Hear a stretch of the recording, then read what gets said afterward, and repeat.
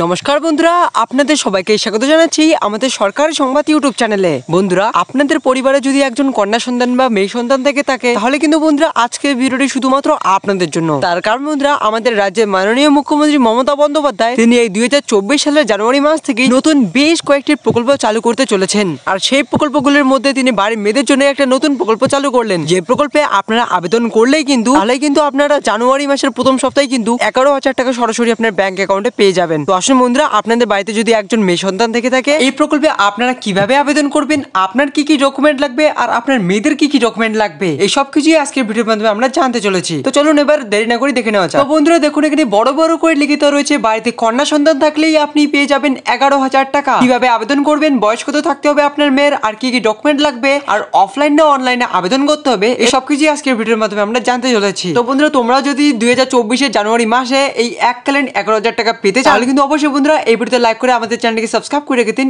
এরকমই গুরুত্বপূর্ণ video daily পাওয়ার জন্য। তো বন্ধুরা দেখুন, এখানে আরো লেখা রয়েছে যে আপনার বাড়িতে কন্যা সন্তান বা মেয়ে থাকলেই আপনি সরাসরি এককালীন পেয়ে যাবেন 11,000 টাকা। এই 11,000 টাকা রাজ্যের সরকার বা কেন্দ্র সরকার কোনোটাই দিবে না। এই 11,000 টাকা দেবে জেনেক্স নামক একটি সংস্থা। এবার কথাটি হচ্ছে যে আপনারা এই প্রকল্পে আবেদন করতে আপনাদের কি ডকুমেন্ট লাগবে। তো দেখুন বন্ধুরা, এখানে বলা হচ্ছে যে বাবা মায়ের Aadhaar card, voter card, email ID, কন্যা সন্তান বা মেয়ের আধার কার্ড, মেয়ের জন্ম সার্টিফিকেট লাগবে, আর আপনার মেয়ের 1 কপি রঙিন পাসপোর্ট সাইজের ছবি লাগবে। আপনাকে অনলাইন মাধ্যমে আবেদন করতে হবে, আর যে ওয়েবসাইটে আপনাকে আবেদন করতে হবে সেটা হলো, দেখতে পাচ্ছেন এখানে www.genexchild.com/।